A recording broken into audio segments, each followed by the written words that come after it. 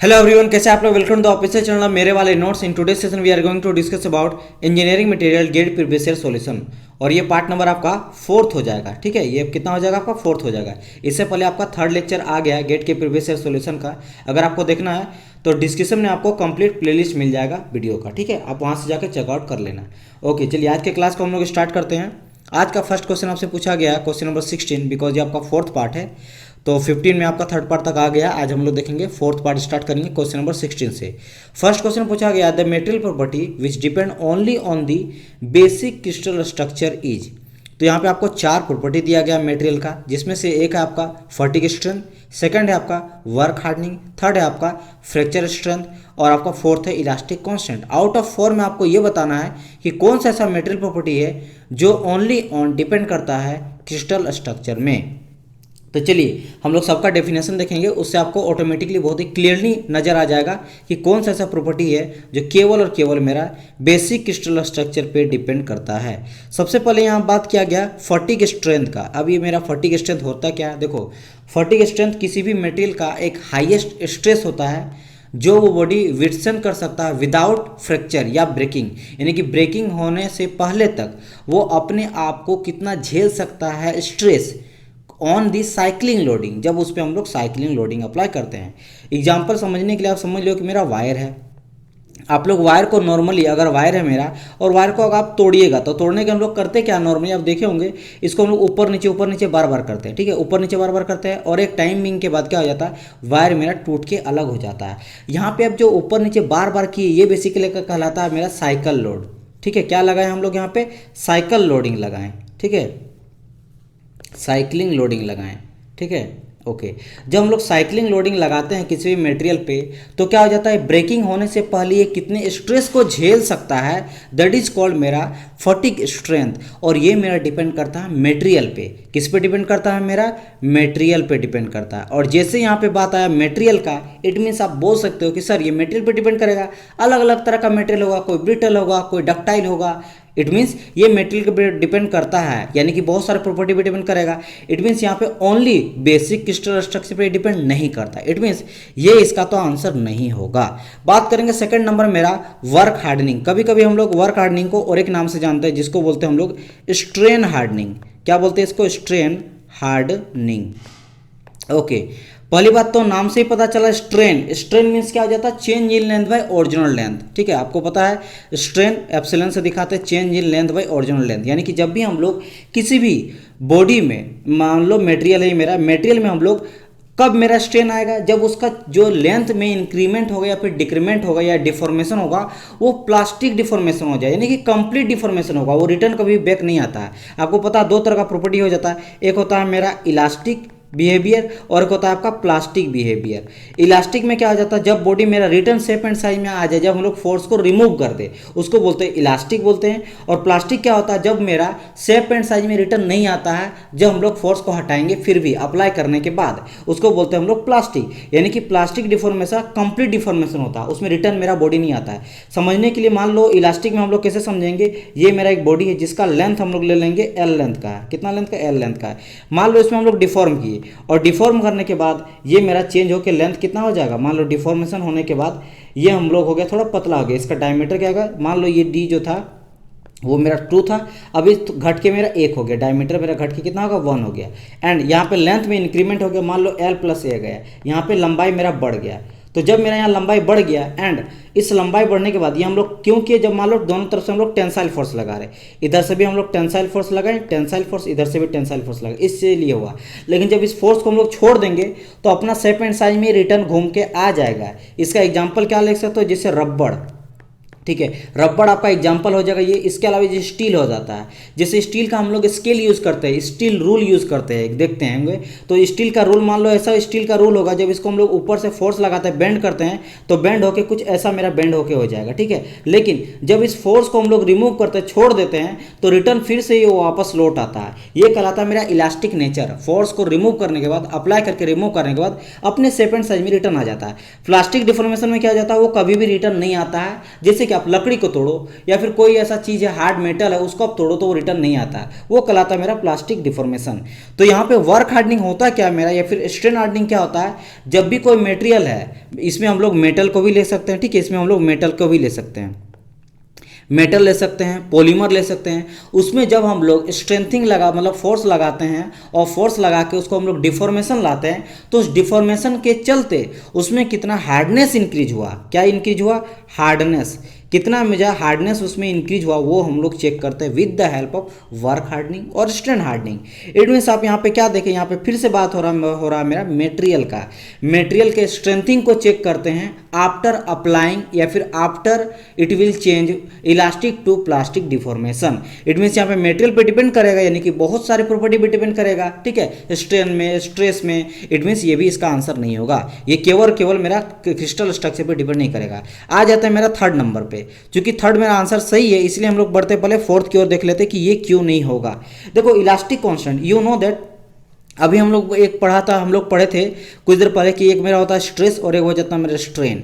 Stress क्या हो जाता है, स्ट्रेस हो जाता है मेरा फोर्स अपन क्रॉस सेक्शनल एरिया, ठीक है। अगर बात करेंगे हम लोग स्ट्रेन का, क्या हो जाता है, change in length bye original length, यानी कि जब भी हम लोग कोई भी एक मेरा क्रॉस सेक्शन है, एरिया क्रॉस सेक्शन ए है मान लो, इसमें हम लोग एक क्या बोला जाता है, फोर्स अपन एक आपका क्रॉस सेक्शनल एरिया, ठीक है। तो मान लो इस क्रॉस सेक्शनल एरिया पे, इस क्रॉस सेक्शन के एरिया पे हम लोग लगाते हैं फोर्स लगाते हैं। तो हम लोग अगर स्ट्रेस चेक करना चाहे इस बॉडी का, तो जितना हम लोग फोर्स लगाएं इस पे, मान लो यहाँ पे हम लोग 10 न्यूटन का फोर्स लगाए और यहाँ पे जो एरिया मुझे dx निकालेंगे, dA निकालेंगे, छोटा सा एरिया, मान लो 10 मीटर का या फिर 10 आपका mm का एरिया है, तो यहाँ हम लोग क्या करेंगे, f डिवाइड बाय कर देंगे 10 mm का होल स्क्वायर। तो यहाँ पे हम लोग इतना जो निकला वो निकल गया मेरा इस छोटा से एरिया का स्ट्रेस।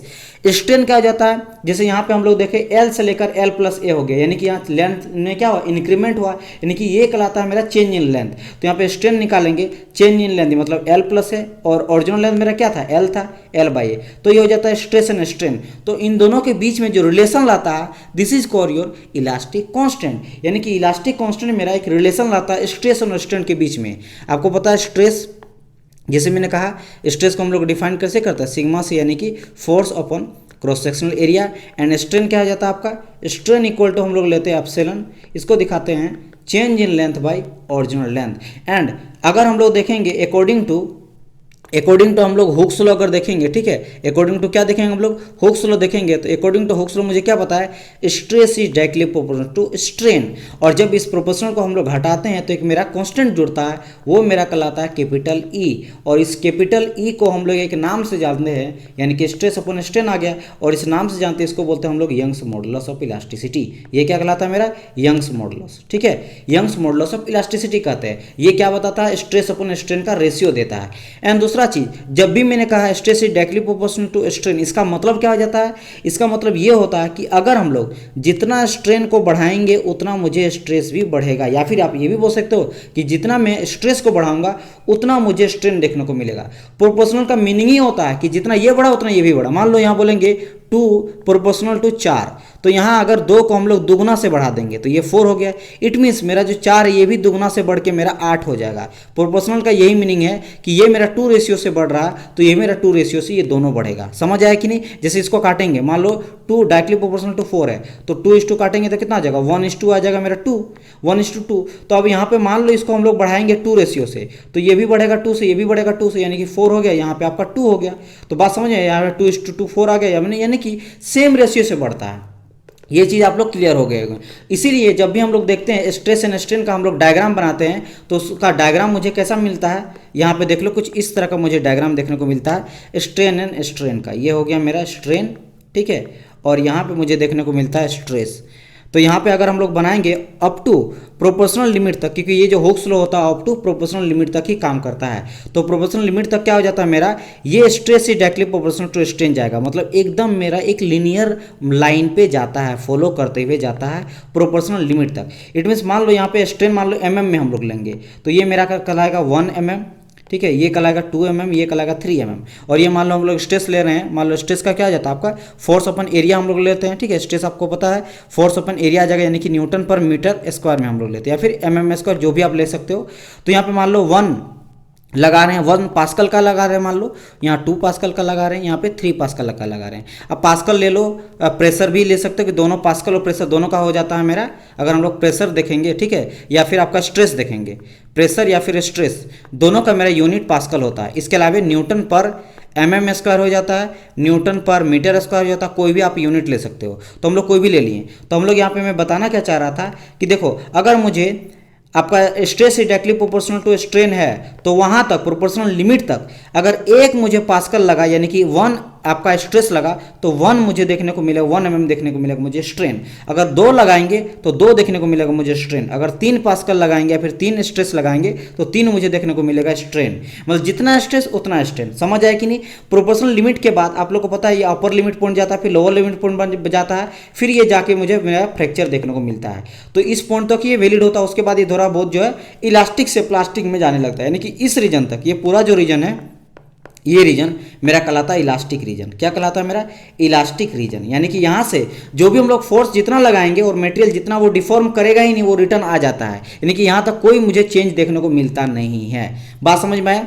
तो यहाँ से आप क्या देखें कि भाई इलास्टिक भी पूरी तरह से मेरा मटेरियल बता रहा है, यानी कि जो भी मेरा मटेरियल है उसका इलास्टिक बिहेवियर को शो हो रहा है। तो यानी कि यहाँ पे मटेरियल का प्रॉपर्टी बता रहा है। इट मीन्स ये भी मेरा आंसर नहीं होगा, क्योंकि यहाँ पे क्या बोल रहा था, ओनली ऑन मेरा क्रिस्टल स्ट्रक्चर पे ही कौन डिपेंड करता है, तो वो मेरा डिपेंड करता है मेरा फ्रैक्चर स्ट्रेंथ। अब बात आता है मेरा फ्रैक्चर स्ट्रेंथ होता क्या है। ये सिंपल एक ऐसा स्ट्रेस होता है जिस पॉइंट पे कोई भी बॉडी जो रहता है या फिर कोई भी स्पेसिमेन है वो मेरा फ्रैक्चर हो जाता है। तो यानी कि सिंपल जान लो, कोई भी बॉडी जिस पॉइंट पे फ्रैक्चर हो जाता है उसको हम लोग क्या बोलते थे? फ्रैक्चर स्ट्रेंथ बोलते थे। इसको हम लोग ब्रेकिंग स्ट्रेंथ के भी नाम से जानते हैं। या फिर you can also define fracture strength is the ability of material to resist failure to applied loading. जब हम लोग अप्लाइड लोडिंग करते हैं तो ऐसा पॉइंट जहां पे वो फ्रैक्चर कर जाता है। तो ये पूरी तरह से डिपेंड करता है मेरा ओनली ऑन क्रिस्टल स्ट्रक्चर पे। बॉडी का जैसा मेरा क्रिस्टल स्ट्रक्चर होगा उस बॉडी पे डिपेंड करता है कि किस पॉइंट पे जाके वो फ्रैक्चर करता है। तो यहाँ पे सी हो जाएगा इसका करेक्ट आंसर। ठीक है, ये सारा मैं डिफाइन किया इसलिए इतना लेंदी हो गया, but it's very important. All things are very important. ये आगे काम चलेगा जब भी कोई इस तरह का रिलेशन पूछेगा आपसे क्वेश्चन में। चलिए आगे बढ़ते हैं क्वेश्चन नंबर नेक्स्ट की ओर। 17 आपसे पूछा गया the material property, same question है, वो कोई नहीं, ये आपका सेम है इसलिए उसको हमको छोड़ना पड़ेगा। आगे बढ़ते हैं, क्वेश्चन नंबर 18 देख लेते हैं। 18 में क्या बोला गया?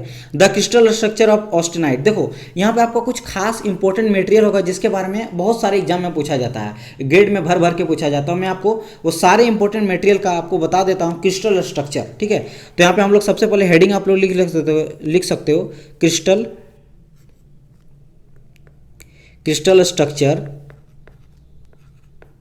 Of materials. ठीक है, ये आप लोग लिख लेना क्योंकि ये सारे यहाँ से काफ़ी पूछा जाएगा। सबसे पहले हम लोग बात करेंगे एफसीसी का, यानी कि फेस सेंटर क्यूबिक सेल, आपको पता है। ठीक है, इसमें बात करेंगे कौन कौन सा मटेरियल है मुझे देखने को मिलता है। पहली बात तो ये जान लो कि जो एफसीसी देखने को मिलता है मुझे वो सॉफ्ट मेटल में देखने को मिलता है।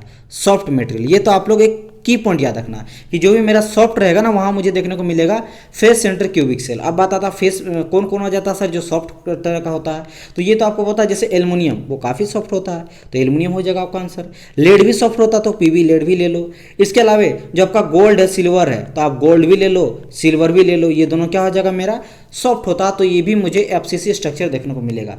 इसके अलावा अगर बात करेंगे और कुछ, जैसे पीटी जो होता है प्लेटिनम, उसमें भी देखने को मिलता है। देन बात करेंगे कॉपर भी सॉफ्ट होता है, इसमें भी देखने को मिलता है। फिर निकल भी आ जाता है, ये भी सॉफ्ट देखने को मिलता है। इसके अलावा आयरन कार्बन डायग्राम में एक आता है आपका point, this is called your austenite point. ठीक है, जिसको हम लोग गामा आयरन बोलते हैं। तो गामा आयरन में भी आपको ये चीज़ देखने को मिलता है। तो मैं यहाँ पे बता देता हूँ, इसमें ऑस्टेनाइट में भी ये देखने को मिलेगा, AUSTENITE ऑस्टेनाइट, जिसको हम लोग किससे जानते हैं? गामा आयरन से जानते हैं। ये भी लिख लेना कि गामा आयरन में भी आपको एफसीसी स्ट्रक्चर देखने को मिलता है, एफसीसी क्रिस्टल स्ट्रक्चर। समझ आया? जो कि सॉफ्ट इन नेचर होता है। नाउ हम लोग मूव करते आगे, यानी कि बीसीसी का बात करेंगे, यानी कि बॉडी सेंटर क्यूबिक सेल का बात करेंगे। स्ट्रक्चर कौन कौन सा मटेरियल में देखने को मिलता है। नाउ अगर बीसीसी का बात करेंगे, ये किस में देखने को मिलेगा सर? जैसे आपने बताया था सॉफ्ट, तो जो भी मेरा हार्ड होता है, हार्ड मटेरियल होता है, वहां मुझे देखने को मिलता है BCC structure of material. Now कौन कौन सा होता है सर ये बता दो। जैसे कि आपका वेनेडियम काफ़ी हार्ड होता है, काफ़ी टफ होता है, तो वेनेडियम में देखने को मिला।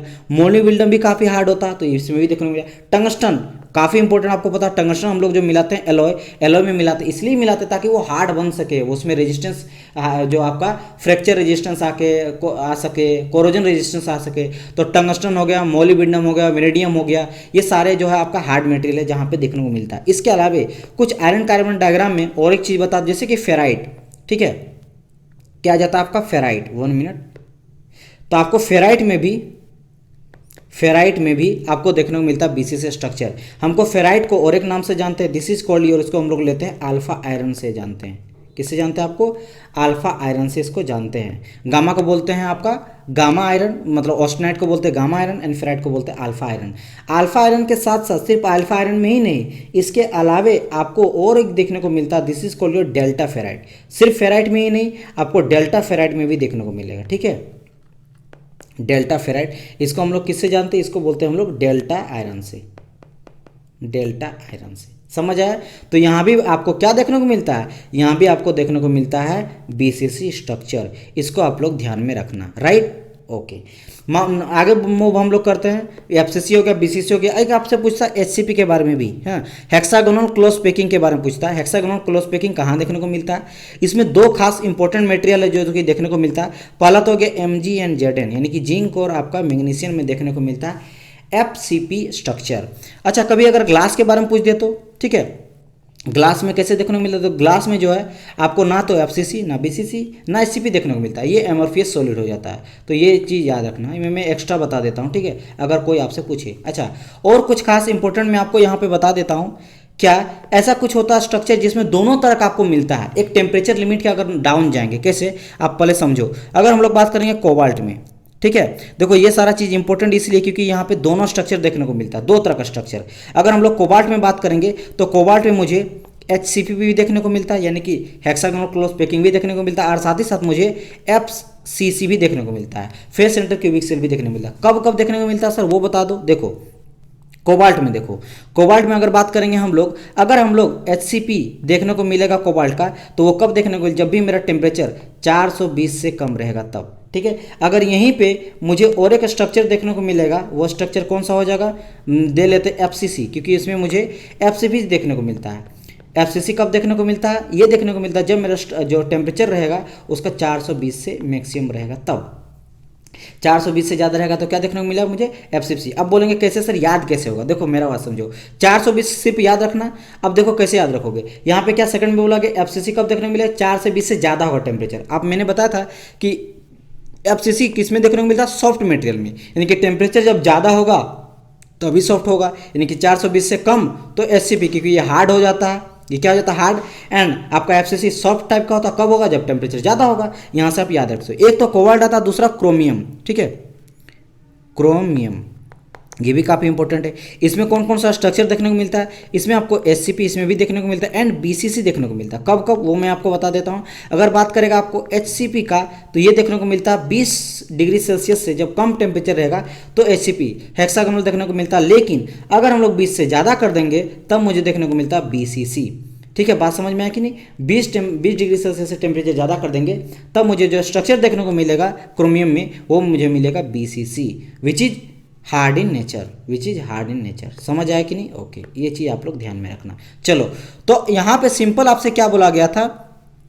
आपसे ये पूछा गया था ऑस्टेनाइट के बारे में। जस्ट मैंने कहा यहाँ पे देखो ऑस्टेनाइट कहाँ पे दिख रहा है आपको? यहाँ पे ऑस्टेनाइट दिख रहा है, ठीक है, यहाँ पे ऑस्टेनाइट देखने को मिल रहा है। इट मीन्स एफसीसी आपका स्ट्रक्चर हो जाएगा करेक्ट आंसर। तो यहाँ पे क्या हो जाएगा आपका? एफसीसी यहाँ पे कौन सा दिया गया? बी नंबर, यानी कि फेस सेंटर क्यूबिक सेल हो जाएगा, जो कि क्रिस्टल स्ट्रक्चर देखने को मिलेगा इन ऑस्टेनाइट। और ऑस्टेनाइट को और एक नाम से जानते हैं, इसको बोलते हैं हम लोग गामा आयरन।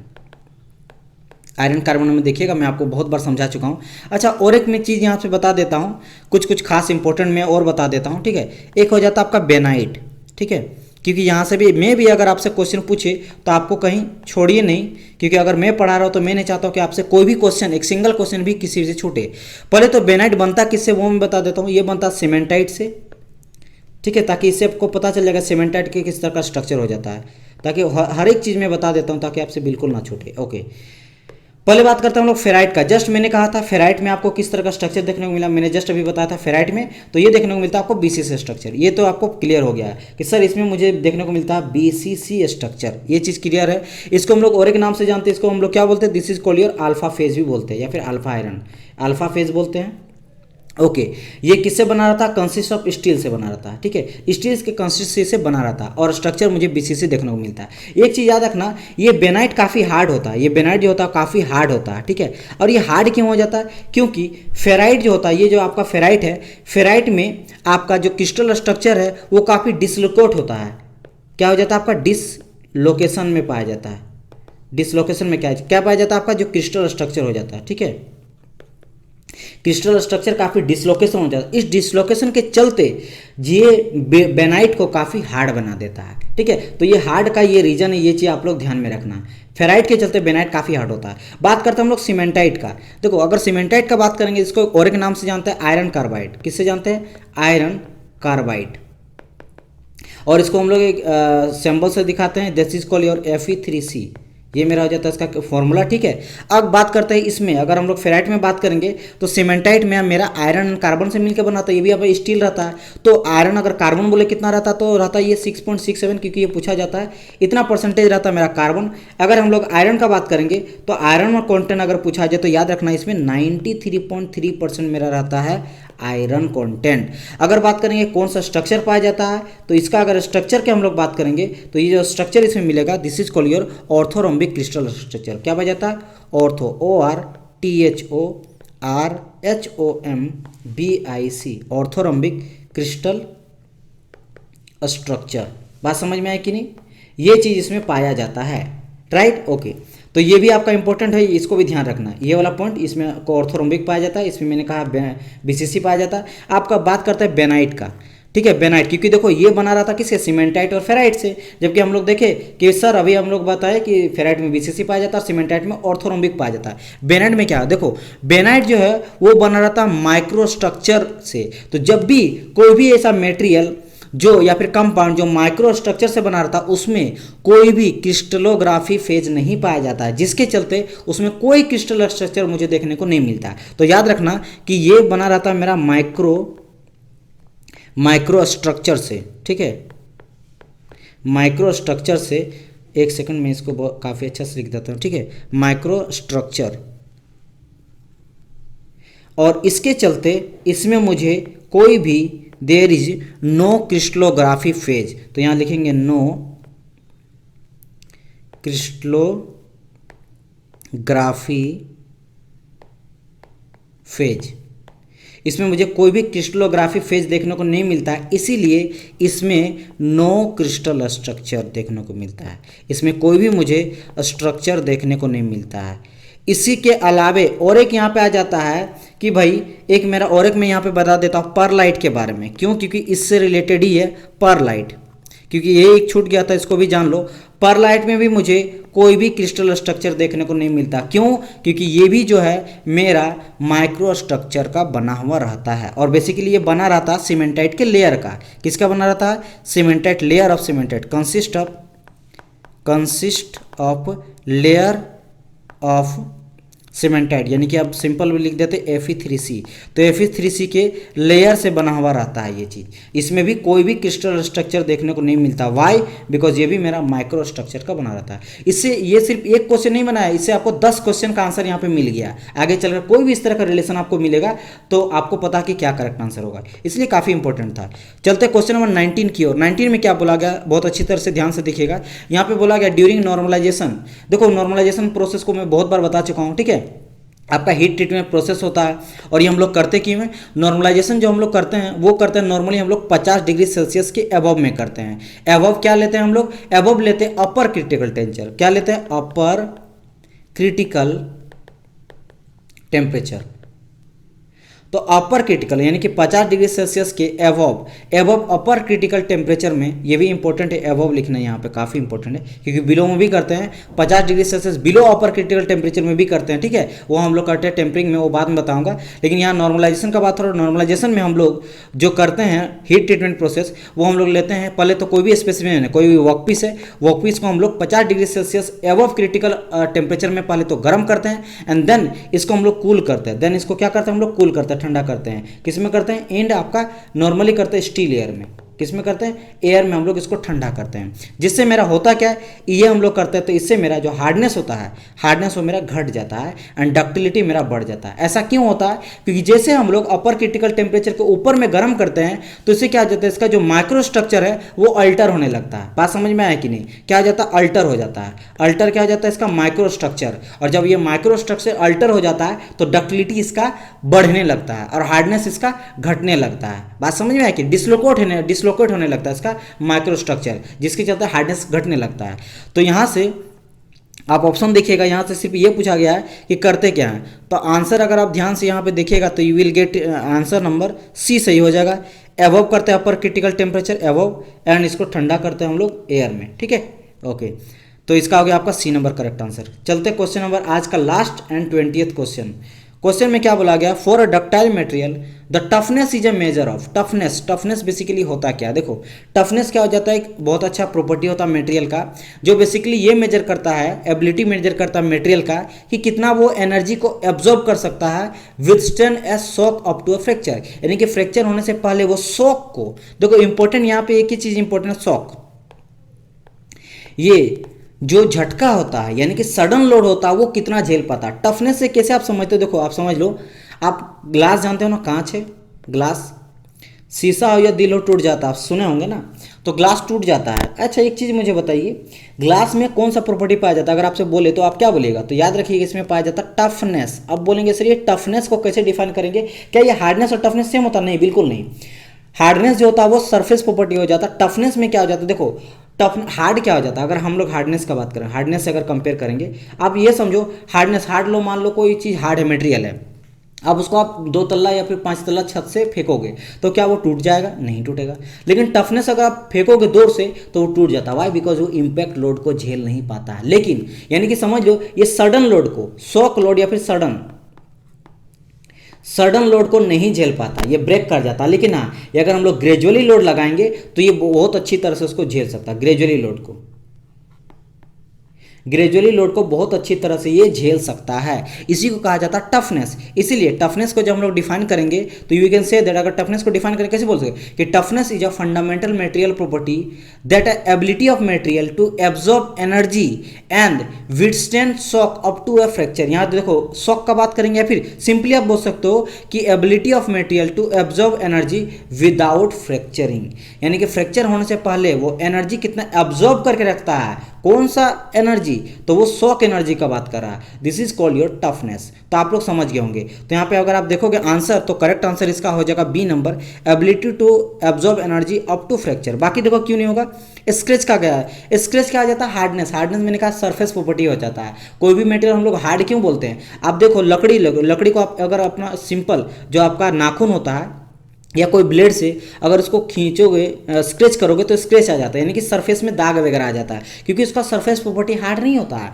इसीलिए हम लोग जब एक हीट ट्रीटमेंट प्रोसेस में आपको बताऊंगा केस हार्डनिंग, उसमें हम लोग हार्ड मटेरियल ऊपर वाला, अंदर में तो पूरी तरह से सॉफ्ट होता है, लेकिन हम लोग बाहर को हम लोग हार्ड बनाते हैं केस हार्डनिंग से। तो उसी तरह हार्डनेस, जो हार्डनेस होता है वो क्या होता है, सरफेस को काफ़ी हार्ड बनाता है। लेकिन यहाँ पे तो ये हार्डनेस का बात कर रहा है। अगर हम लोग बात करेंगे, जैसे मैंने कहा कि भाई आप लकड़ी को ले लो या फिर और कोई चीज़ को ले लो, उसको आप अगर नाखून से करोगे तो स्क्रैच आ जाएगा। लेकिन आप स्टील को ले लो, कोई आयरन को ले लो, उसको अगर ऐसे नोचोगे या फिर ग्लास को ले लो तो उसमें स्क्रैच नहीं होता है, क्योंकि वो क्या हो जाता है, स्क्रैच रेजिस्टेंस होता है। बात समझे, क्योंकि उसमें काफ़ी अच्छा हार्डनेस पाया जाता है। नाउ यहाँ पे सी नंबर क्यों नहीं होगा, ए नंबर नहीं होगा, समझ गए होंगे। Ability to absorb energy till elastic limit, तो भाई तो इलास्टिक प्रॉपर्टी का बात कर रहा है, प्लास्टिसिटी और इलास्टिसिटी बिहेवियर का बात कर रहा है, ठीक है। तो ये तो हो रहा है मेरा प्रोपोर्शनल लिमिट का बात कर रहा है, यानी कि इलास्टिक बिहेवियर जो मॉडुलस ऑफ इलास्टिसिटी उसको शो हो रहा है। रेजिस्टेंस टू इंडेंटेशन, ये भी मेरा बता रहा है आपके अलग प्रॉपर्टी को। तो यहाँ पे सिर्फ एक ही मुझे आंसर मिलता है फ्रैक्चर से रिलेटेड, शॉक, यानी कि ये हो जाएगा करेक्ट आंसर। तो आपको वीडियो कैसा लगा जरूर मुझे बताइएगा, कमेंट कीजिएगा कौन सा पार्ट अच्छा लगा। अगर कोई भी आपको डाउट होता है तो आप मुझे कमेंट कीजिएगा, कमेंट में आपको आंसर करूंगा, राइट। ये और इसके अलावा मुझे टेलीग्राम में आप ज्वाइन कर सकते हो, टेलीग्राम में आपको पीडीएफ मिल जाएगा। इसके लिए कोई भी इंपॉर्टेंट नोटिफिकेशन अगर यूट्यूब का नहीं आपको मिलता है तो with the help of Telegram you will get the notification of video, जब भी मैं वीडियो को अपलोड करूंगा, राइट। एंड इसके अलावा पीडीएफ मटेरियल हर वो चीज़ आपको नोटिफिकेशन मिल जाएगा, या फिर कोई भी पीडीएफ मटेरियल चाहिए तो वो भी आपको टेलीग्राम मिल जाएगा। टेलीग्राम ज्वाइन कर लीजिएगा, वीडियो को जरूर लाइक कीजिएगा, उससे मुझे पता चलेगा आप लोग को पसंद आ रहा कि नहीं आ रहा। कमेंट करके बताइएगा कौन सा वीडियो अच्छा लगा, और कुछ अगर डाउट है या फिर कुछ मुझे और रिकमेंडेशन चाहिए तो मुझे कमेंट में कर सकते हैं। मिलते हैं नेक्स्ट पार्ट में, तब तक के लिए goodbye and God bless you all.